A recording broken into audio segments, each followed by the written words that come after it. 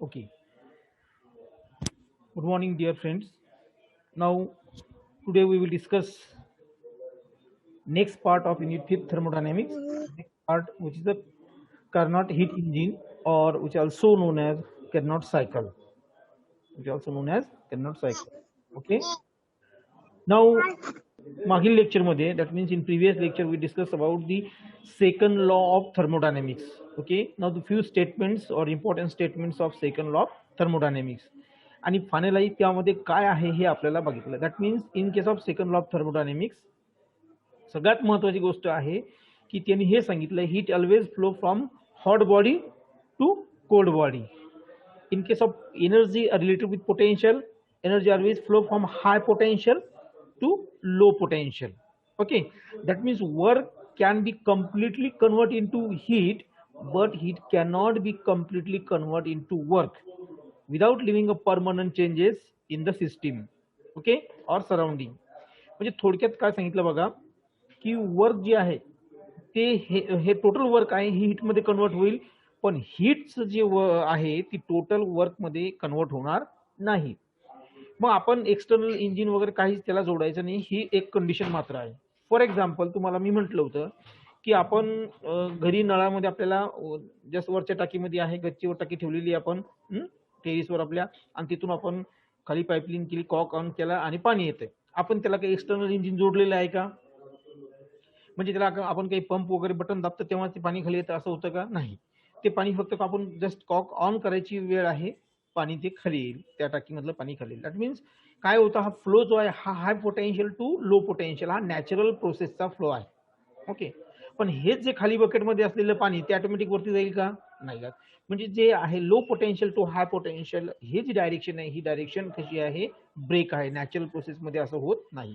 That means natural process always in only one direction. हा जो प्रकार आहे, हा जो पार्ट आहे, हा महत्वाचा याच्यामध्ये आहे.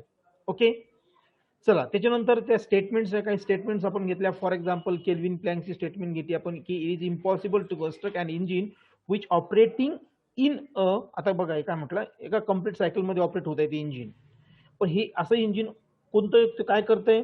It is impossible to construct an engine which operating in a complete cycle will absorb heat from a single body and convert completely into work. म्हणजे हीट ऍब्झॉर्ब केली 100% त्यांनी वर्क मध्ये कन्व्हर्शन झालं त्या हीटचं, असं होणं शक्य नाही. असे शक्य होणं शक्य नाही. 100% इफिशियन्सी त्या ठिकाणी मिळणार नाही. हे केल्विन प्लँकचं सांगितलं. त्याच पद्धतीने आपण एक क्लासिकल स्टेटमेंट सुद्धा घेतली आपण की heat can never pass from cold body किंवा colder body to warmer body without some changes, other changes. म्हणजे जो थंड एखादं मटेरियल एखादी बॉडी आहे तिथून हीट हॉट बॉडीकडे ट्रान्सफर होणार नाही, असे आपण पॉईंट्स यामध्ये मेन्शन केले. त्यानंतर थॉम्सनची घेतली, त्यानंतर केल्विनची एक स्टेटमेंट घेतली आपण. गॅस डिफ्युजनच्या बाबतीत सुद्धा म्हणलं आपण, डिफ्युजन जे होतं गॅसचं, म्हणजे गॅस जो पसरतो समजा थोडक्यात असं म्हणू आपण, तो काय आहे, त्याचं जे पसरण्याचे किंवा त्याचं डिफ्युजन होण्याचं रिजन जे आहे ते high pressure to low pressure आहे. आपण एक बलूनचं एक उदाहरण त्यासाठी त्यामध्ये घेतलं होतं. आणि त्याला आपण हे म्हटलं नंतरच्या पॉईंटमध्ये का की all natural processes take place in only one direction. Okay, and cannot be reverse. म्हणजे नॅचरल प्रोसेस ह्या ज्या आहेत ह्या रिव्हर्स नसतात, त्या इरिव्हर्सिबल आहे आणि एकाच डायरेक्शनने ते काढतात. क्लिअर?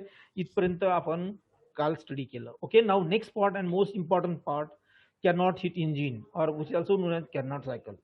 बघा यामध्ये या स्क्रीनवर आपल्याला एक फोटो दिसतोय, लिओन सॅडी कॅर्नॉट या निकोलस कॅर्नॉटचा हा फोटो आहे. ओके, हे चित्र आहे त्या सायंटिस्टचं, त्या इंजिनियरचं एक हे चित्र आहे. काय आता हे मग कॅनॉट हीट इंजिन काय आहे काय नाही हे आपण बघू. म्हणजे थोडक्यात काय, पहिली गोष्ट सेकंड लॉ म्हणतो it is impossible to construct an engine to perform a work without consuming energy. म्हणजे एखादं इंजिन किंवा एखादी बॉडी अशी कन्स्ट्रक्ट करणे हे शक्य नाही की ते काय करतंय 100% वर्क करतंय आणि त्याला एनर्जी कन्झ्युम करायचं काम पडत नाही असं. म्हणजे 100% इफिशियन्सी असलेलं इंजिन नाही असं ते म्हणणं आहे. पण मग हा जो सायंटिस्ट आहे लिओनार्ड नावाचा, निकोलस लिओनार्ड सॅडी कॅर्नॉट, ओके, यांनी 1824 मध्ये हे इंजिन जे आहे हे थेरॉटिकल इंजिन, लक्षात घ्या, त्याने की असं प्रॅक्टिकल इंजिन किंवा एक्सपेरिमेंटल इंजिन असं तयार नाही केलंय. त्यांनी थेरॉटिकली इंजिन त्याने असं बेसिक मॉडेल त्या इंजिनचं तयार केलं आणि त्यांनी सांगितलं की हे इंजिन काय करतं 100% इफिशियन्सी आपल्याला दाखवतंय, म्हणजे वर्क आपल्याला त्यामध्ये मिळतं असायचं म्हणणं आहे. ओके, आता हा कोण होता? ऍक्च्युली हा जो आहे हा फ्रेंच मेकॅनिकल इंजिनियर आहे. हा सायंटिस्ट जो आहे ओके, हा लिओनार्ड सॅडी कॅरनॉट इन 1824 मध्ये यांनी हे मांडलं. तर हा एक फ्रेंच मेकॅनिकल इंजिनियर आहे. तो फ्रेंच आर्मीमध्ये काम करत होता आणि त्यामध्ये त्या आर्मीचं मध्ये सायंटिस्टचं वर्क किंवा फिजिस्ट म्हणून काम करत असताना त्यांनी हे एक बेसिक मॉडेल त्या थेरॉटिकल इंजिनचं काय केलं, मांडलं.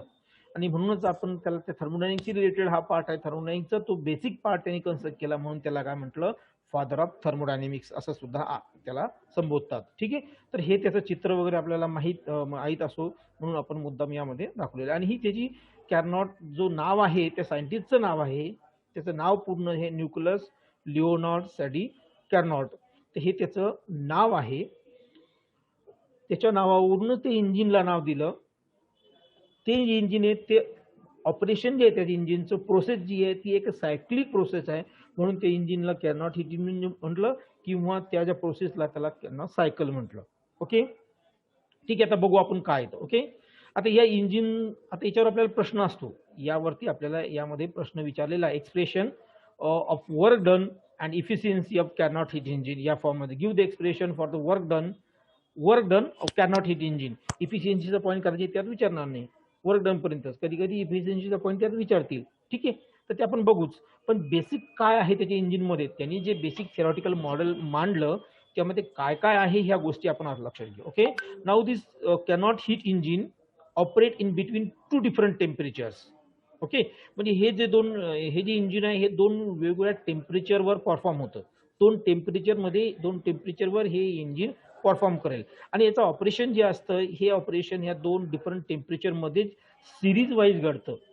कसं घडतं, सिरीज वाईज. म्हणजे A to B, B to C हा एक टेम्परेचरचा पार्ट झाला, सी टू डी आणि डी टू ए हा एक टेम्परेचरचा पार्ट झाला. म्हणजे अशा 2 डिफरंट टेम्परेचरला हे वर्क काय होईल, परफॉर्म होईल. एक सायक्लिक फॉर्ममध्ये हे वर्क यामध्ये होतं. तेच आपल्याला यामध्ये काउंट करायचं ते वर्क किती आहे. ओके, असो बघू आपण काय म्हणतात तर.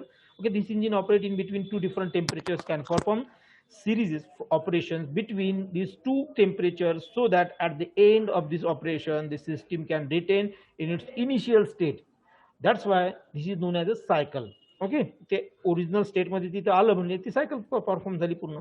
दिस cycle of different processes is known as a Carnot cycle. म्हणजे वेगवेगळ्या प्रोसेसची ही जी सायकल आहे म्हणून याला नाव दिलं कॅरनॉट सायकल, या कॅरनॉटच्या नावावर. ओके, आता काय या इंजिनचं व्हॉट इज द कन्स्ट्रक्शन कसं आहे आपण बघू.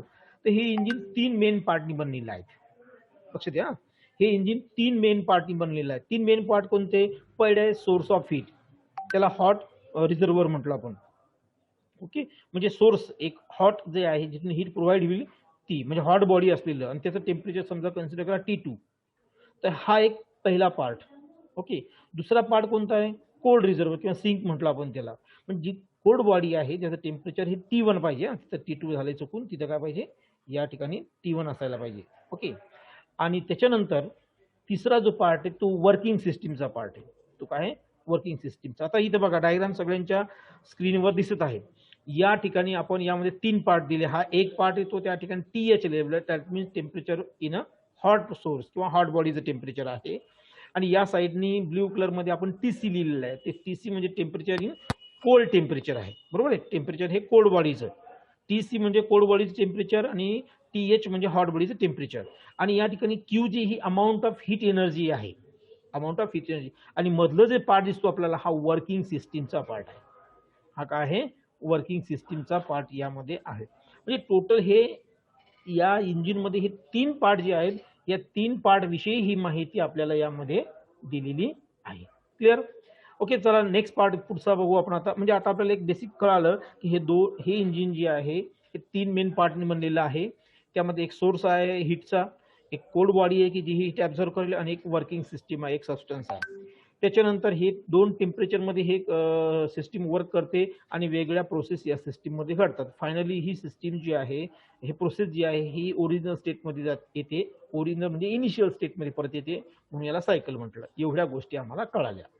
ओके, आता ऍक्च्युअल काय आहे, कसं होतं ते ऍक्च्युअल ते बघू आपण आता. ओके, वर्क कसं परफॉर्म होतं ते बघू आपण. So next point, expression for work done and efficiency of Carnot heat engine. म्हणजे ऍक्च्युअली हे 2 पार्ट आहेत.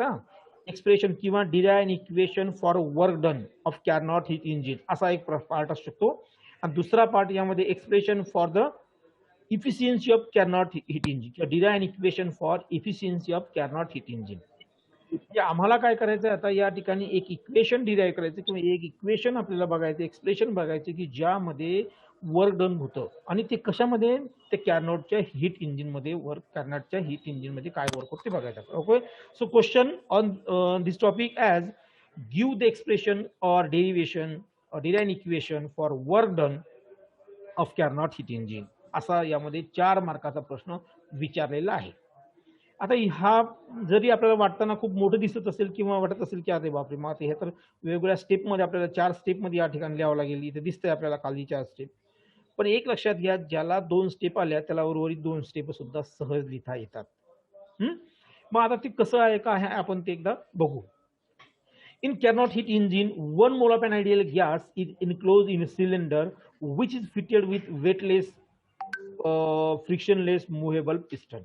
म्हणजे बघा, कॅर्नॉट हीट इंजिन काय आहे, त्यामध्ये एक सिलेंडर आहे किंवा एक काय म्हणू आपण कंटेनर आहे आणि त्यामध्ये त्यांनी काय केलं, 1 मोल आयडियल गॅस घेतला आहे आणि त्याला पिस्टन लावले की जे पिस्टन कसे मुव्हेबल आहे, म्हणजे इझिली मूव्ह होतं, वेटलेस आहे, त्याचं वजन नाही काहीच, आणि ते जे आहे ते मुव्हेबल फ्रिक्शनलेस आहे, मुव्हेबल फ्रिक्शनलेस वेटलेस पिस्टन आहे. ठीक आहे, म्हणजे ही जनरल आपल्याला पहिली कन्सिडरेशनचा पार्ट किंवा त्या कॅर्नॉटच्या हीट इंजिनमध्ये काय काय ती सिस्टीम घेतला आपण. ओके, नाव नेक्स्ट पार्ट. आता ते सिलेंडर जे आहे ते परफेक्टली आपण म्हणजे ती बॉडी जी आहे ती सिलेंडरची ती आपण इन्सुलेट केलेली आहे, त्याला इन्सुलेशन केलं आपण, इन्सुलेटेड केली फ्रॉम ऑल साईड, सगळ्या साईडनी आपण त्याला इन्सुलेट केलं, फक्त बेस वगळता. म्हणजे आपण त्याला बेस जो म्हणतो, बॉटम जो आहे त्याचा बुड जे आहे तेवढं वगळून आपण बाकी साईडनी त्याला काय केलं, इन्सुलेटर लावलं, त्याला कव्हरिंग लावली की जेणेकरून हीट काय होणार नाही, सराउंडिंग सोबत एक्सचेंज होणार नाही, या पद्धतीने आपण त्याला इन्सुलेशन केलेलं आहे.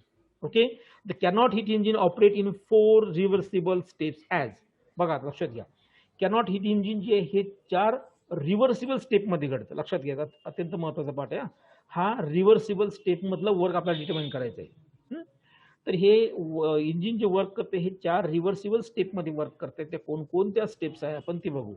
पण आपण सुरुवात काय केली, आपण सुरुवात अशी केली की कॅर्नॉट हीट इंजिन जे आहे यामध्ये एक सिलेंडर आहे की त्या सिलेंडरमध्ये 1 मोल आयडियल गॅस आपण भरलेला आहे, घेतलेला आहे, आणि त्याला पिस्टन लावले की जे मुव्हेबल फ्रिक्शनलेस वेटलेस आहे. क्लिअर. नंतर आपण असं म्हटलं की ते सिलेंडर आपण इथे सगळ्या साईडनी आपण काय केलं, इन्सुलेट केलं, एक्सेप्ट काय वगळता, बॉटम त्याचा जो आहे तो तळ जो आहे त्याचा ते वगळता आपण सगळ्या साईडनी त्याला काय केलं आहे, इन्सुलेशन लावलं की जेणेकरून हीट ही सराउंडिंग सोबत एक्सचेंज होणार नाही. ओके, मग आता नंतर आपण असं म्हटलं की this engine Carnot heat engine work in a 4 reversible step, 4 reversible स्टेपमध्ये तो वर्क करतो. तर त्या स्टेप कोणकोणत्या आहेत बघा. एक आहे reversible and isothermal expansion, first पहिली स्टेप असणार आहे रिव्हर्सिबल आयसोथर्मल, म्हणजे आपण असं म्हणू आयसोथर्मल अँड रिव्हर्सिबल एक्सपान्शन ही. दुसरं रिव्हर्सिबल अँड ॲडिबॅटिक एक्सपान्शन, म्हणजे बघा दोन्ही ठिकाणी एक्सपान्शन आहे पण कंडिशन वेगळी आहे. कंडिशन कशी आहे, वेगळी आहे. पहिली आहे आयसोथर्मल, दुसरी आहे ॲडिबॅटिक, हे लक्षात घ्या. तिसरी जी आहे ती रिव्हर्सिबल आयसोथर्मल कॉम्प्रेशन आहे, आणि चौथी जी आहे रिव्हर्सिबल ॲडिबॅटिक कॉम्प्रेशन. म्हणजे या ठिकाणी आपल्याला हे दिसतंय गॅस एक्सपांड झाला तर तो आपल्याला रिव्हर्सिबली आणि आयसोथर्मली आयसोथर्मली अँड ॲडिबॅटिकली. ओके, आणि दुसऱ्यामध्ये गॅस कॉम्प्रेस झाला तर तो सुद्धा कॉम्प्रेस होत असताना सुद्धा आयसोथर्मली आणि ॲडिबॅटिकली, म्हणजे अशा 4 स्टेप आहे. म्हणजे कॉम्प्रेशनच्या 2 स्टेप, ॲडिबॅटिक, आयसोथर्मल, आणि एक्सपान्शनच्या 2 स्टेप, आयसोथर्मल आणि ॲडिबॅटिक, अशा 2 स्टेपमध्ये हे. आणि ह्या सगळ्या चारी प्रोसेस कशा रिव्हर्सिबल, त्यामुळे रिव्हर्सिबल शब्द हा कॉमन आहे त्यामध्ये, त्याला त्याच्यामुळे कन्फ्यूज होऊ नका, लक्षात घ्या. Okay, isothermal expansion, isothermal adiabatic expansion, isothermal compression, adiabatic compression, असं जरी लक्षात ठेवलं किंवा असं जरी या स्टेपला नाव दिलं तरीही हरकत नाही, कारण वरती आपण पॉईंट मेन्शन केलाच आहे की cannot heat engine operated in 4 reversible step, तिथंच आपण रिव्हर्सिबल स्टेप म्हटलेलं आहे, त्याच्यामुळे तो काही प्रश्न निर्माण होणार नाही. Okay, now next move toward next part, that means 1 by 1 आपल्याला स्टेप आता स्टडी करायचे. 4 स्टेप मध्ये झाल्या आम्हाला, आयसोथर्मल एक्सपान्शन, ॲडिबॅटिक एक्सपान्शन, त्याच्यानंतर आयसोथर्मल कॉम्प्रेशन आणि ॲडिबॅटिक कॉम्प्रेशन, या 4 स्टेप आहे आणि 4 रिव्हर्सिबल आहे. आता एक एक स्टेप आपण त्याच्यामध्ये काय करणार आहोत, घेणार आहोत. Okay, So move towards first step, reversible and isothermal expansion. तर आता ही डायग्राम बघा एकदा सगळेजण डायग्राम कडे बघा. या 4 स्टेप म्हटल्या बघा. ही आयसोथर्मल एक्सपान्शन आहे. आता हे आपण इथे ग्राफ दिसतोय आपल्याला प्रेशर अगेन्स्ट व्हॉल्यूम हा ग्राफ आहे.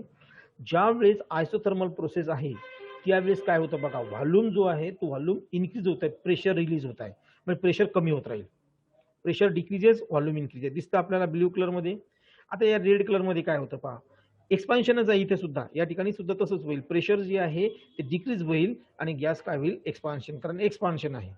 आणि हे रिव्हर्स पहा काय होतं, तर सी मधून डी मध्ये जात असताना आयसोथर्मल कॉम्प्रेशन, म्हणजे या ठिकाणी आपल्याला असं दिसतं गॅस जो आहे तो कॉम्प्रेस होत आहे, त्यामुळे प्रेशर इन्क्रीज होईल. ओके. आणि ॲडिबेटिक मध्ये सुद्धा तसंच, म्हणजे रेड लाईन जी आहेत त्या ॲडिबेटच्या आणि ब्ल्यू लाईन ज्या आहेत त्या आयसोथर्मलच्या आहे, हे लक्षात घ्यायचं आपल्याला. आणि फ्रंटला जे आहेत त्या एक्सपान्शनची कॉम्प्रेशनची अशा त्या फ्रंट लाईन त्यामध्ये आहेत. ओके. ही सुद्धा इथे 4 स्टेप दिल्या आहेत, त्या दिल्या आपल्याला 4 रिव्हर्सिबल स्टेप दिल्या. Isothermal expansion, adiabatic expansion, isothermal compression, adiabatic compression हे आपल्याला दिलं आहे. आणि आता ते काय काय असणार हे तुम्हाला माहिती आहे. फॉर एक्झाम्पल आयसोथर्मल म्हटलं की तिथे T equal to temperature equal to constant, आणि ॲडिबेटिक म्हटलं तर त्या ठिकाणी क्यू जो आहे तो कसा असणार आहे, कॉन्स्टंट आहे. हे लक्षात घ्यायचं आपल्याला. ओके. चला आता फर्स्ट घेऊ आपण रिव्हर्सिबल आयसोथर्मल एक्सपान्शन. तिथपर्यंत सगळ्यांना जे आपण थेरॉटिकली पार्ट घेतला तो कळाला असेल. ऍक्च्युअल आपण का स्टडी करतोय, आपल्याला काय बघायचं आहे, डिराइव अन एक्सप्रेशन और equation for work done of and cannot heat engine. Carnot heat engine साठी जे वर्क डन जे इक्वेशन आहे किंवा एक्सप्रेशन आहे ते आपल्याला बघायचं आहे. क्लिअर. इथून महत्वाचा पार्ट सुरू होतो. अगोदरचा पार्ट जो आपण ते इंजिन बद्दल सांगितलं, गॅस किती घेतला, काय घेतला ते मेन्शन केलं, त्याला इन्सुलेट कसं केलं ते केलं, 4 स्टेप कोणकोणत्या, त्या एका दमात 4 स्टेप सुद्धा आपण मांडल्या.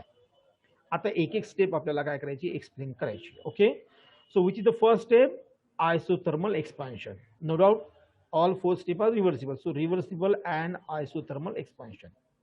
आता एक्सपान्शन म्हणजे काय झालं, व्हॉल्यूम जो आहे तो इन्क्रीज झाला. हे सगळ्यांना कळालं तर का, की आपण अगोदरचे बघितलेलं आहे, एक्सपान्शन होत असताना व्हॉल्यूम इन्क्रीज होतो, म्हणजे V1 चा व्हॉल्यूम हा V2 होईल. तर आता आपण बघा काय म्हटलं, तर gas is expand isothermally and reversibly from point A to point B, that means from initial volume V1 to final volume V2. बघा ही डायग्राम दिसते आपल्याला, म्हणजे या ठिकाणी ए टू बी हे काय झालं, गॅसचं एक्सपान्शन झालंय. इथे व्हॉल्यूम जो आहे इथे राहील P1 V1, इथे P2 V2 राहील, म्हणजे व्हॉल्यूम जो आहे हा V2 आहे, या ठिकाणी इनिशियली V1 होता, जे इथं आपल्याला दिसतंय. ओके. ॲट दॅट टाइम मध्ये टेम्परेचर TH म्हटलं, हॉट बॉडीचं टेम्परेचर म्हणून TH म्हटलं, याला इथं आपण T2 मेन्शन केलंय. सेम आहे, काही फरक नाही. ओके. टेम्परेचर कोणतं राहील त्यामध्ये, T2 राहील. आणि ते throughout the process temperature remain constant. Why, because this is an isothermal process. Throughout process होत असताना, म्हणजे एचं रूपांतर बी मध्ये होत असताना, initial volume V1 to final volume V2 जात असताना टेम्परेचर मात्र हे T2च राहील. का राहील, कारण त्या ठिकाणी ही प्रोसेस ही आयसोथर्मल आहे, कंडिशन ही आयसोथर्मली आहे, that means temperature remain constant. Okay.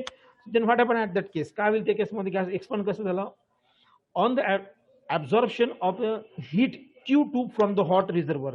मग हे वर्क कसं, ज्या वेळेस त्या बॉडीनी वर्किंग सिस्टीमनी काय केलं, Q2 एवढी हीट ॲब्झॉर्ब केलेली आहे. मग आता काळजीपूर्वक सगळेजण आहे का, Q2 एवढी जर तिने हीट ॲब्झॉर्ब केली तर त्या सिस्टीमचं टेम्परेचर इन्क्रीज होईल. मग ही प्रोसेस जी आहे ही आयसोथर्मल राहील का, नाही. Q एवढी प्रोव्हाइड केलेली हीट त्या बॉडीनी, सिस्टीमनी, त्या इंजिननी गेन केली. गेन केल्यानंतर ती बॉडीनी जर ती कंझ्युम केली तर टेम्परेचर बॉडीचं त्या सिस्टीमचं इन्क्रीज होईल. टेम्परेचर इन्क्रीज झालं म्हणजे T1 T2 टेम्परेचर T2 राहील का, नाही. मग ही आयसोथर्मल प्रोसेस राहील का, नाही. पण ही process isothermal, that means what happen, Q2 सगळ्याच्या सगळा वर्कमध्ये कन्वर्ट होईल. समजून घ्या, म्हणजे जी हीट प्रोव्हाइड केलेली आहे ती पूर्णच्या पूर्ण हीट ही वर्कमध्ये कन्वर्ट होईल. म्हणजे जेवढी त्या सिस्टीमने हीट ॲब्झॉर्ब केलेली आहे Q2 एवढी हॉट बॉडीमधून, ती पूर्णच्या पूर्ण ती वर्कमध्ये कन्वर्ट करेल. कारण आपण हे बघितलेलं आहे, आपण हे आपल्याला माहित आहे आयसोथर्मल प्रोसेसमध्ये.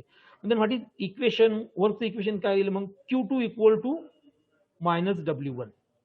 Q2 means amount of heat provided, आणि W म्हणजे काय आहे, W1 म्हणजे काय, work done by the system.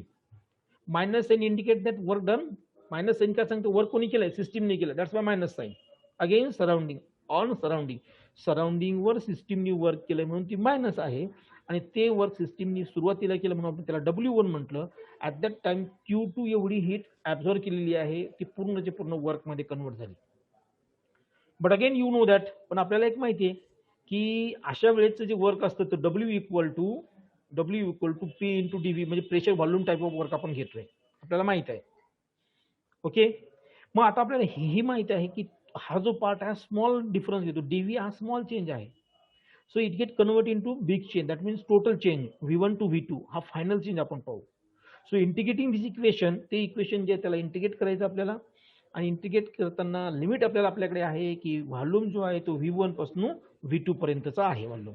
Okay, so integrating this equation with certain limit, lower limit V1 to upper limit V2 यापर्यंत आपल्याला ते काय करतोय, त्याला लिमिट अप्लाय करतोय. पण आता प्रत्येक गोष्ट आपल्याला माहिती आहे. Now this is an ideal gas, हा वन मोर आयडियल गॅस आहे. So what is ideal gas equation, या ठिकाणी गॅस इक्वेशन काय आहे, PV इक्वल टू NRT. आता टी किती इथे T2 आहे, टी म्हणजे T2 आहे, टेम्परेचर T2 आहे ना. हा, तर यामध्ये PV इक्वल टू NRT, पण N इक्वल टू किती आहे, 1 मोल गॅस आहे. So PV equal to RT. So P equal to RT2 upon V, बघा इथे दिसते सगळ्यांना, P equal to RT2 upon V. मग आता बघा ही P ची किंमत आपण इथे ठेवू शकतो, ही जी P ची किंमत आहे RT2 अपॉन V इथे ठेवू शकतो, बिलकुल ठेवू शकतो. या इक्वेशन मध्ये आपण ही किंमत ठेवली म्हणजे आपल्याला काय, Q2 इक्वल टू किंवा minus W1 equal to minus integration, okay, volume V1 to V2 म्हणजे lower limit V1 upper limit V2 T2 RT2 upon V into DV. Clear. पण परत आपल्याला माहिती आहे T फॉर टेम्परेचर कॉन्स्टंट आहे. Why, because this is isothermal process. R for ideal gas, ideal gas आहे, ideal gas constant आहे, तो gas constant आहे थोडक्यात.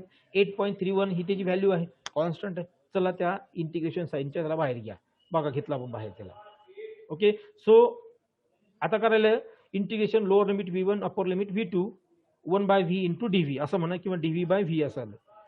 मग काय करू, now remove the integration side. So log to the base EV lower limit V1 upper limit V2 यामध्ये आपल्याला हे इक्वेशन मिळालं.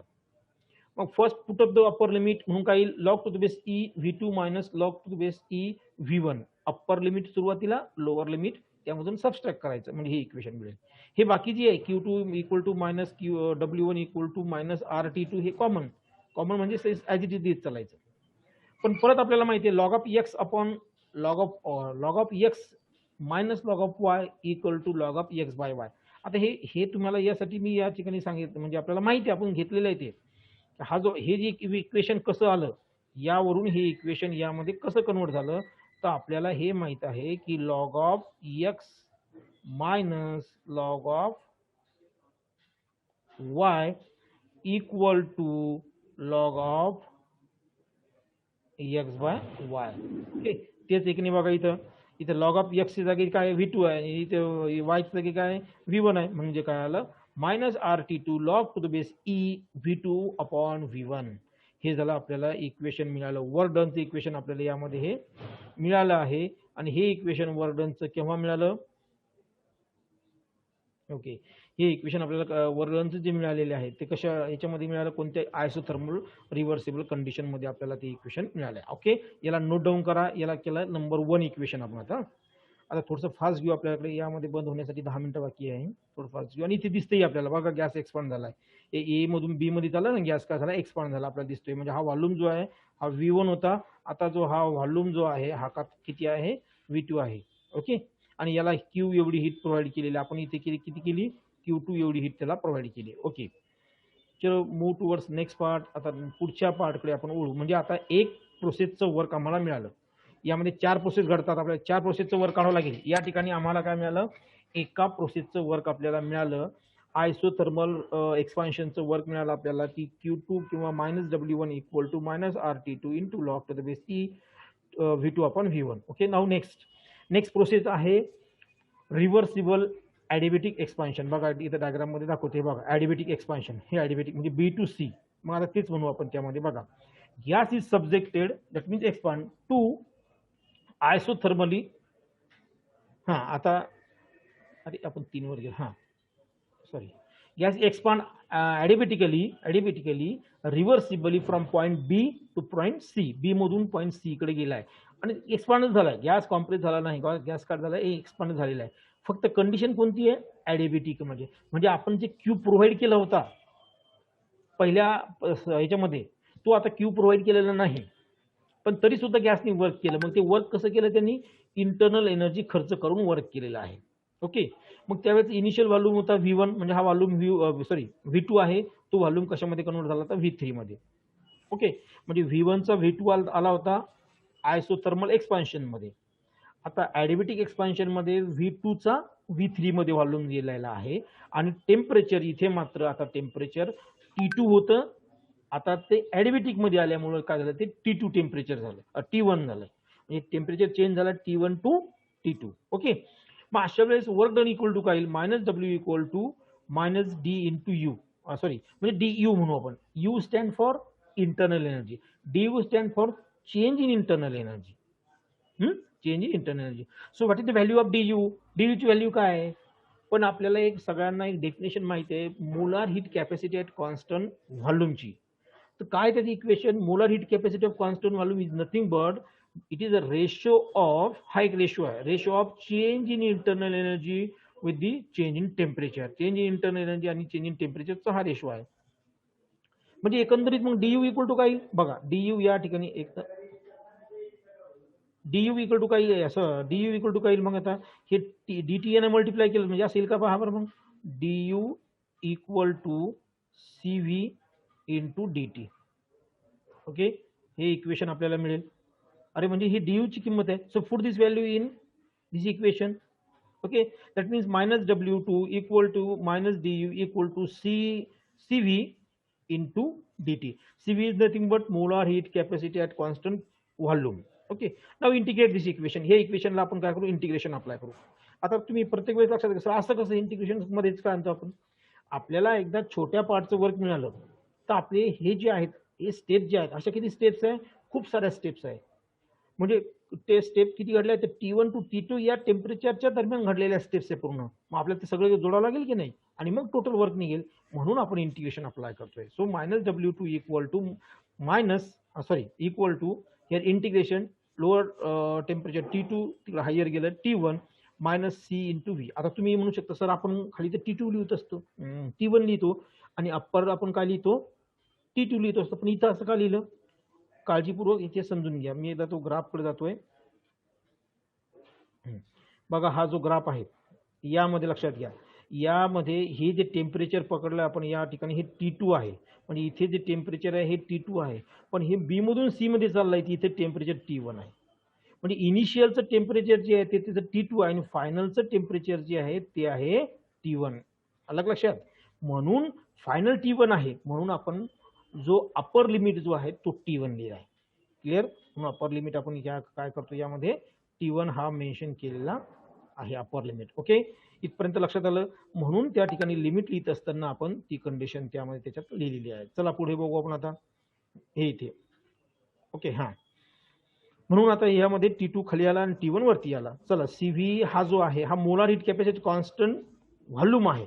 मग तो बाहेर काढला आपण, कारण ते कॉन्स्टंट आहे ना. शब्दातच डेफिनेशन म्हटलं आपण CV is nothing but molar heat capacity at constant volume, म्हणजे ती बाहेर काढली आपण. आणि DT जो आहे with respect to lower limit T1 upper limit, lower limit T2 upper limit T1 या दरम्यान. तर याला जर आपण सॉल्व्ह केलं तर it gives minus W2 equal to minus CV into T2 upper limit minus T1 upper limit minus T2. याला मिळालं इक्वेशन 2. म्हणजे हे झालं W हा झाला वर्क. परत हे कोण वर्क केलंय अगेन लक्षात घ्या, हे सुद्धा वर्क कोणी केलंय, सिस्टीमनीच केलंय. इंटरनल एनर्जी खर्च करून केलंय, सिस्टीमने केलं म्हणून मायनस दिलं इथे सुद्धा. क्लिअर. आता आपण वळू कॉम्प्रेशनकडे. हे एक्सपान्शनचं गोष्ट झाली. आता थोडंसं आपण कॉम्प्रेशनकडे जाऊ यामध्ये. ओके, बघू आता आपण आयसोथर्मल कॉम्प्रेशन मध्ये काय पार्ट होतो. म्हणजे आता आपण या 2 स्टेप घडल्या, म्हणजे ही एक स्टेप घडली आपली A टू B आणि B टू C इथपर्यंत आपल्याला वर्क मिळालं. इथे सुद्धा W मिळाला, याला W1 म्हटलं आपण, इथे सुद्धा W मिळाला, याला W2 म्हटलं आपण. दोन्ही मायनस आहे यासाठी. Why? Because here work done by the system on the surrounding, that's why minus sign. Clear. Okay, now third step, reversible and isothermal compression. आता आयसोथर्मल प्रोसेस आहे पण कॉम्प्रेशनची, एक्सपान्शनच्या अगोदर पहिले आपण कॉम्प्रेशनची आहे. आता कॉम्प्रेशन असो का एक्सपान्शन असो, आयसोथर्मलचं इक्वेशन जे तेच येईल, वर्क डन द्यायची तेच येईल. बघा वर्क डन पूर्ण जसेच्या तसं आहे की नाही, तर काही बदललं का? फक्त या ठिकाणी काय बदलला, व्हॉल्यूम. आता तो का बदलला तोही त्या ठिकाणी ग्राफमध्ये तुम्हाला दाखवते. बघा हे बघा, या ठिकाणी व्हॉल्यूम होता V1, इथे आहे V2, इथे आहे V3. म्हणजे कॉम्प्रेशन मधून हा C2D गेला, म्हणजे इथे किती येईल V4. सिंपल आहे. म्हणून इथे काय आहे टेम्परेचर, या ठिकाणी टेम्परेचर आहे T2, यामध्ये टेम्परेचर असणार आहे T1, इथून टेम्परेचर T1 येतं. म्हणजे हे लक्षात घ्यायचं चला सगळ्यांनी. म्हणजे या ठिकाणी म्हणून आपण या लिहित असताना यामध्ये तसं दिलं बघा, gas is subjected to isothermal and reversible compression, that means from point C to point D. So what is the initial volume V1 and final volume, initial volume V3 and final volume V4 at temperature T1 या टेम्परेचरला ते हे सगळं काही घडत आहे. Okay, यामधून लक्षात घ्या, गॅस कॉम्प्रेस झालाय म्हणजे या ठिकाणी अमाऊंट ऑफ हीट एनर्जी काय झाली, रिलीज झाली, किंवा आपण तिला काय म्हणू, एक्झिस्ट झाली किंवा रिजेक्ट झाली आहे. तर ती जी असणार आहे ती Q1 एवढी क्वांटिटी आहे. ती क्वांटिटी किती आहे, Q1. बघा Q एवढी इथं आउट झाली म्हणून गॅस काय झाला, कॉम्प्रेस झालाय. Q एवढी हीट आउट झाली म्हणून या ठिकाणी गॅस कॉम्प्रेस झाला, तर Q आपण त्याला काय दिलंय, Q1 दिलंय. क्लिअर? ओके, मग at that time work done equation equal to minus Q1. आता इथे सर मग इथे मायनस Q1 कोण दिला, कारण हीट एक्झिस्ट झाली आहे, रिलीज झाली आहे, बाहेर पडली आहे, म्हणून तर मायनस साईन दिलं. ती किती अमाऊंट आहे, Q1चा आहे, इक्वल टू W3.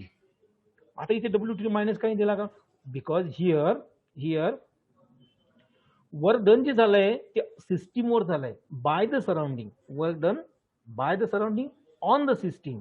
मग वर्क कोणी केलंय, सराउंडिंगनी केलं. दॅट्स वाय W3 जो आहे हा आपण मायनस दिलेला नाही, तो पॉझिटिव्हच आहे. Okay, equal to minus lower limit V1 integration lower limit V3 upper V4 P into DV. मग परत तेच इक्वेशन बघा, काहीच चेंज नाही, फक्त या ठिकाणी व्हॉल्यूम बदललाय. बाकीच्या जसंच्या तसं इक्वेशन आहे, काहीही बदल दिसणार नाही. हे इथं बघा, म्हणजे 1 नंबरचं इक्वेशन फक्त या ठिकाणी V2 V1 आहे, इथं फक्त V4 V3 आहे. कळतंय का सगळ्यांना? इक्वेशन तेच आहे, फक्त इथं काय आहे, व्हॉल्यूम जो आहे ही प्रोसेस C2D आहे, म्हणून या ठिकाणी 4 नंबरचा व्हॉल्यूम आहे आणि 3 नंबरचा व्हॉल्यूम आहे. तिथे 1 नंबरचा आणि 2 नंबरचा होता, बाकी काहीच नाही. टेम्परेचर त्या ठिकाणी T2 होतं म्हणून T2 आलं होतं, या ठिकाणी T1 आहे म्हणून T1 आहे. म्हणजे बाकीचे equation as it is. Clear? म्हणून मी काय म्हटलं, 2 स्टेप ज्याला आल्या त्याला उर्वरित 2 स्टेप सहज लिहिता येतात. Okay, now this is an equation for a work done by the surrounding on the system isothermally reversibly. Isothermal reversibly सराउंडिंगनी केलेलं वर्क जे आहे सिस्टीमवरचं, त्याची व्हॅल्यू आम्हाला मिळाली की Q3 equal to minus RT1 log to the base E V4 upon V3. Okay, what happen in step 4. चौथ्या step मध्ये काय होतं ते आता आपण बघू. दॅट मीन्स या 3 स्टेप झाल्या. First step reversible isothermal expansion, second reversible adiabatic expansion, third reversible isothermal compression, and now fourth step reversible adiabatic compression. What happened in the step? Here gas finally compress adiabatically, that means due to the adiabatically Q equal to 0. Okay, that means exchange of heat equal to or amount of heat supply equal to 0. Why? Because this is an adiabatic process. In that adiabatic process there is no exchange of heat energy in between system and surrounding. That's why Q equal to 0. Okay, so here gas compress from point D to point A. That means initial volume V4 to final volume V1 at temperature T1 to T2. बघा आता इथे उलट आहे, T1 to T2 आहे. पहिल्या ॲडिएबॅटिक expansion मध्ये T2 to T1 होता, लक्षात घ्या. आणि ते तुम्हाला या डायग्राम वरून सुद्धा लक्षात येईलच. या ठिकाणी जर आपल्याला हे बघा इथे यावरी आपल्याला यामध्ये तुम्हाला ते लक्षात येईलच कशा पद्धतीनं. यामध्ये आपण हा व्हॉल्यूम V1 आहे, इथे व्हॉल्यूम V2 आहे, इथे टेम्परेचर हे T2 आहे, त्याच्यानंतर इथे व्हॉल्यूम V3 आहे, इथे टेम्परेचर T1 आहे. ठीक आहे, इथे व्हॉल्यूम V4 आहे आणि या ठिकाणी V1 आहे. म्हणजे काय झालं बघा, इथे टेम्परेचर किती आलं T1 आणि यामध्ये किती आला आता या ठिकाणी किती म्हटलं आपण हे ना हे T2 आहे. व्हॉल्यूम किती आहे, व्हॉल्यूम हा V4 आहे, इथे किती व्हॉल्यूम आहे हा V1 आहे, म्हणून असं त्यामध्ये तसं आलेलं आहे. लक्षात येते सगळ्यांच्या. ओके, चौथ्या स्टेप मध्ये त्याच्यामुळे हे इक्वेशन आपल्याला कसं मिळेल, मग हे इक्वेशन कशा पद्धतीने मिळेल एकदा बघा इथे यामध्ये. Okay, so work done in adiabatic compression equal to W4, म्हणजे आता W1 W2 W3 मग हे चौथं work 4 W4 equal to minus du. That means amount of heat energy, amount of energy used, internal energy, particular internal energy, internal energy use करून work done घडले. That's why W4 equal to minus du. Why here minus sign? Minus sign काय लिहितं? Because here due to expansion of that internal energy work done, that's why minus sign, ती decrease होते म्हणून. मग definition आपल्याला म्हणजे बघा ते आलं ते परत तसंच की CV equal to du upon dt. But again you know that du equal to CV into dt. So put this value in this equation, so we get W4 equal to minus du equal to minus CV into dt. Now integrating this equation, so integrating this equation with certain limit T1 to T2. आता हे तसं कशामुळे आलं T1 to T2 मी आता बघितलं. So W4 equal to integration, आता परत आता इथे हा कॉन्स्टंट पार्ट आहे म्हणून मी बाहेर काढला. Okay, so first put upper limit T2 put up केलं, so then minus lower limit हा T2 put up. That means it gives W4 equal to, that means work done in reversible adiabatic process equal to CV into T2 T1 minus T2. आता एक लक्षात घ्या, तुम्ही सगळेजण इथे confuse झाला असं, अरे सर वरती तर आपण हे लिहिलंय minus CV equal to T2 minus T1 लिहिले, मग खाली कसं काय झालं ते T2 मायनस T1 लिहिले ना, मग खाली इथं T1 मायनस T2 कसं आलं? तर हे बघा इथं मायनस साईन चेंज केलंय. हे यामध्ये काय बदललं आपण, यामध्ये हे मायनस साईन जे आहे हे मायनस साईन निघून गेलं. मायनस साईन निघून गेल्यामुळे आपण काय केलं, याला पुढे घेतलं म्हणजे T2 मायनस T1, म्हणजे या ठिकाणी हे चेंज झालाय. लक्षात आलंय ना, नाही तर उगं कन्फ्युजन होऊ नका. याला नंबर 4 म्हटलं. ओके, म्हणजे आता आपल्याला ज्या 4 स्टेप घडल्या ते 4 स्टेप मधलं वर्क मिळालं. Clear? So calculate the net work. Net work जे आहे, टोटल वर्क जे आहे ते आपल्याला आता काय करायचं, कॅल्क्युलेट करायचं. So net work done in cyclic process above 4 step, 4 step मध्ये घडलेलं वर्क डन जे आहे ते आपल्याला घ्यायचं. ते कसं घेता येईल बघा, यामध्ये आता ती वर्क सांगतो. Net work equal to minus W1 plus minus W2 plus W3 plus W4. म्हणजे हे जे वर्क आहे हे वर्क आयसोथर्मल आहे एक्सपान्शनचं, हे आयसोथर्मल एक्सपान्शनचं आहे, हे कॉम्प्रेशनचं म्हणून प्लस लिहिलं, आणि या ठिकाणी हे एक्सपान्शनचं आहे म्हणजे हे सिस्टीमनी वर्क केलं म्हणून मायनस आलं. क्लिअर? याचे व्हॅल्यू फक्त आपण टाकले. बघा ही पहिली व्हॅल्यू म्हणजे ही याची व्हॅल्यू, नंतर ही जी व्हॅल्यू आहे ही याची व्हॅल्यू, ही जी व्हॅल्यू आहे ही W3 ची आहे, आणि ही जी व्हॅल्यू आता जी बघितली आपण W. क्लिअर? पण आता काळजीपूर्वक या ठिकाणी थोडस व्यवस्थित लक्ष द्या. आता आपल्याला W इक्वल टू मिळालं. W इक्वल टू आम्हाला हे मिळालं. काय काय दिसतं आपल्याला, minus RT2 log to the base V2 upon V1 plus minus V in bracket T1 minus T2, इथे मायनस R, हे लक्षात आलं. पण आता इथे एक दिसतं का, हा फॅक्टर काळजीपूर्वक लक्ष द्या, आणि हा फॅक्टर बरोबर कसा आहे तर सारखाच आहे ना, CV T1 minus T2 CV T1 minus T2, पण इथे प्लस आहे आणि इथे मायनस आहे, it get cancel. Plus minus काय होईल, तो कॅन्सल आला. म्हणजे राहिलं काय फक्त RT2 log to the base V2 upon V1. हे बघा हे इथे minus RT1 log to the base V4 upon V3. हे बघा हे दिसतं सगळ्यांना. ओके, आता काय करू आपण, मायनस साईन याला multiply minus 1 on both side, दोन्ही साईडनी मायनस 1 नी मल्टिप्लाय केलं, काय होईल ते मायनस नेट वर्क आपल्याला. हा मायनस साईन प्लस झाला, हा मायनस साईन प्लस झाला, याला इक्वेशन नंबर 5 म्हणून होतं. क्लिअर?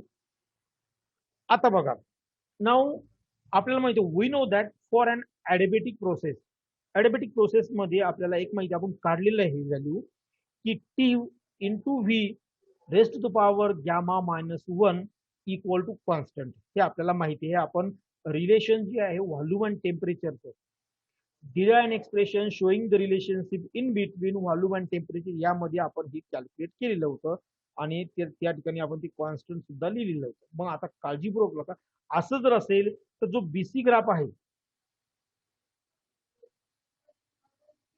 हा जो ग्राफ बीसी आहे बघा, ग्राफ बीसी हा ऍडिबेटिकचा आहे. ग्राफ बीसी हा ऍडिबेटिकचा आहे ना. आणि यामध्ये काय काय दिसतं आपल्याला, यामध्ये व्हॉल्यूम हा V2 आहे, इथे व्हॉल्यूम हा V3 आहे. टेम्परेचर मात्र या ठिकाणी जर टेम्परेचरचा विचार केला आपण, इथे T2 टेम्परेचर आहे इनिशियल आणि इथे टेम्परेचर आहे T1. ह्या गोष्टी इथे आपल्याला काळजीपूर्वक लक्षात घ्यायच्या. ठीक आहे. बर, मग मग आता याचाच यूज त्या बीसी प्रोसेसला केला की तिथे टेम्परेचर व्हॉल्यूम कॉन्स्टंट आहे, म्हणजे हे असं लिहिलंय T2 V2, बरोबर आहे. T1 V3 तिथे म्हटल्याप्रमाणे. व्हॉल्यूमच्या जागी आपण काय केलंय, फक्त व्हॉल्यूमच्या जागी व्हॉल्यूम रेस्ट टू पॉवर केलाय. मग आता हे आल्यानंतर आपण असं करू शकतो का, याला काय म्हणू आपण त्याला, जे सारखे फॅक्टर आहेत कसे घेऊ, म्हणजे हा जो आहे टी, याला मल्टिप्लाय मध्ये आहे T1, याला डिवाइड मध्ये करू आपण.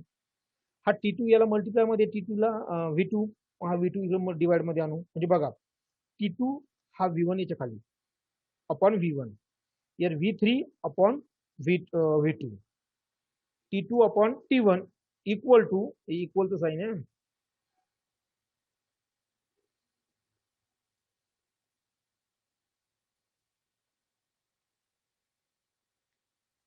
Okay, equal to V3 upon V2, okay, raised to power gamma -1, याला 6 नंबर. मग आता ऍडिबेटिकची ही एकच स्टेप आहे का? नाही, ऍडिबेटिकची पुन्हा एक स्टेप आहे. कोणती बघा, ही एक आहे आणि ही एक आहे. फक्त यामध्ये व्हॉल्यूम किती आहे, यामध्ये व्हॉल्यूम V4 आहे. टेम्परेचर जे इथे टेम्परेचर घेतलं आपण, हे इथे या मध्ये टेम्परेचर T1 आहे. व्हॉल्यूम इथे V1 आहे, टेम्परेचर T2 आहे. ओके, म्हणजे हे मग चला तिकडे बघा काय होईल तर यामध्ये बघा, या ठिकाणी आपण मेन्शन केलेलंच आहे. Similarly adiabatic process AD, A D process किंवा डीए म्हणायला लागले तर त्यामध्ये काय येईल, त्यामध्ये येईल V2 V1 हे बघा दिसतंय, आणि T1 V4 दिसतंय. फक्त व्हॉल्यूम जो आपल्याला, तो व्हॉल्यूम आपण कशामध्ये कन्वर्ट केला आहे, volume equal to volume V raised to the power gamma -1 याच्यामध्ये कन्वर्ट केला आहे फक्त आपण. मग आता हे परत तसंच केलं आपण, लाईक फॅक्टर जे आहे ते सारखे एका ठिकाणी घेतले आणि हे या साईडला ओढला, म्हणजे आपल्याला हे 7 नंबरचं 6 नंबरचं इक्वेशन मिळालं. मग आता 7 आणि 6 मध्ये काय दिसतं बघा आपल्याला, T2 upon T1 equal to हे आलं. 6 मध्ये T2 अपॉन T1, म्हणजे एक साईड जी त्याची, एक साईड जी आहे ती साईड जी आहे ती सारखी आहे. ओके, मग लेफ्ट हँड साईड जी आहे ती सारखी आहे, मग दोन्ही राईट हँड साईड कसे येईल, त्या सारखी आहे. म्हणजे इथं काय येईल, V3 V2 raised to the power gamma -1 equal to V4 V1 raised to the power gamma -1. Gamma -1 get cancel, power निघून गेला. मग पॉवर निघून गेल्यानंतर आता या ठिकाणी परत आपण याला जस्ट रिअरेंज करू शकतो का, पहा बरं कशा पद्धतीने याला रिअरेंज आपल्याला अशा पद्धतीने करता येईल. म्हणजे हा V2 जो आहे याला डिवाइड मध्ये आहे, या ठिकाणी याला आपण काय करू, अपर घेऊ या ठिकाणी. म्हणजे थोडक्यात रिअरेंज फॉर्म केलाय आपण यामध्ये. V2 ला या ठिकाणी आणलं आपण, म्हणजे काय म्हटलं आपण, V1 upon V2 equal to V3 upon V4. हा V3 आहे, त्याला इकडे काय केलं, V4 घेतला. म्हणजे जस्ट आपण त्याला रिअरेंज केलंय फक्त, बाकी. ओके, मग काय मिळालं, V1 upon V2 equal to V3 upon V4. मग आता आपलं जे इक्वेशन आहे हे जे इक्वेशन आहे 5 नंबरचं, याच्याकडे लक्ष द्या. इथं लिहिलं 5 नंबरचं इक्वेशन. मग आता 5 नंबरच्या इक्वेशन मध्ये V4 अपॉन V3 काय आलं, यामध्ये बघा V4 अपॉन V3. हा, तर V4, आता V3 अपॉन V4 म्हणजे काय येईल, 1 2. मग V4 अपॉन V3 काय येईल, V2 अपॉन V1. तर ती व्हॅल्यू आपण यामध्ये काय केली, फक्त पुटअप केली आहे, बरोबर आहे. ती व्हॅल्यू पुटअप केल्यामुळे हे दोन्ही जे आहेत, या टर्म्स जे आहेत या ठिकाणी, या टर्म्स कशात, यामध्ये की व्हॉल्यूम चेंज फक्त त्यामध्ये आहे. मग आपल्याला इक्वल करायचं म्हणून काय केलंय, बघ जस्ट एक लॉगचा रूल आहे, लॉगचा एक नियम आहे. काय रूल आहे ते सांगतो मला, बघा, log of X by Y equal to minus log of Y by X. म्हणजे काय केलं आपण, हे त्याचा हा जो आहे का म्हणून अंश छेद आपण चेंज केला, वाय वरती केला, एक्स खाली घेतला, त्यामुळे इथे मायनस साईन. इथे तसंच केलं बघा, V2 वरती घेतला, V1 खाली घेतला, म्हणून इथे मायनस साईन दिला. दिसतंय ना? मग आता असं जर असेल तर यामध्ये आपलं सरळ सरळ दिसतं आपल्याला की यामध्ये सारखे फॅक्टर, यामध्ये हा आर आहे, हा आर आहे. त्याच्यानंतर हा log to the base V2 upon V1 आहे, इथे लॉग टू द बेस, मग त्याला कॉमन काढा. बघा त्याला काय काढलंय, म्हणजे R R log to the base की V2 upon V1 in to T2 minus T1, म्हणजे हे झालं त्याचं नेट वर्क डन. हे काय झालं, नेट वर्क डन झालं in between two different temperature. या दोन डिफरंट टेम्परेचर मधलं हेच वर्क आपण ऑलरेडी काढलेलं आहे.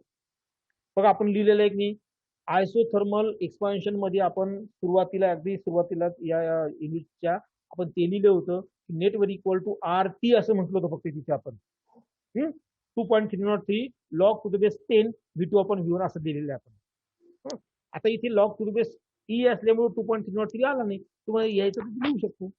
फक्त काय बदललं इथे, टेम्परेचर, कारण हे दोन डिफरंट टेम्परेचरला आहे, म्हणून ते टीच्या ऐवजी T2 मायनस T1 या ठिकाणी आपल्याला लिहिलं. क्लिअर? म्हणजे हे झालं net work done in case of Carnot heat engine. Carnot heat इंजिनचं हे मॅक्सिमम वर्क किंवा नेट वर्क डन हे आपल्याला या ठिकाणी याच्यावरून पाहता येईल. क्लिअर? म्हणजे हे जे आहे इक्वेशन, यामध्ये आपल्याला म्हणजे क्यू एवढी अमाऊंट ऑफ हीट एनर्जी जी आहे तो डिफरन्स आपण जर काढला तर त्यावरून आपल्याला हे असं दिसता येईल. म्हणजे काय म्हटलं, net heat absorb bye the system in complete cycle is given by, म्हणजे ह्या सिस्टीमनी किती हीट, नेट हीट किती ऍब्सॉर्ब केली, म्हणजे हीट ऍब्सॉर्ब किती केली होती Q2, आणि रिलीज किती केली होती Q1, रिलीज किती केली होती Q1. मग जर डिफरन्स आपण घेतला तर आपल्याला ते वर्क मिळेल. म्हणजे बघा Q2 मायनस Q1 ही सप्लाय केलेली, Q2 ही तिथून बाहेर पडलेली, म्हणजे कॅपिटल Q इक्वल टू आपल्याला हे मिळालं. म्हणजे but net heat absorb equal to net work perform, म्हणजे जेवढी हीट ऍब्सॉर्ब केली तेवढं वर्क परफॉर्म केलं. मग किती हीट ऍब्सॉर्ब केली, Q एवढी, कॅपिटल Q म्हणा. Therefore minus net work equal to Q, capital Q, equal to R into T2 minus T1 log to the base E V2 upon V1. Okay. Now this is an equation for work done. हे equation आहे work डनचं. केव्हाचं equation work डनचं, हे cannot heat इंजिनचं equation.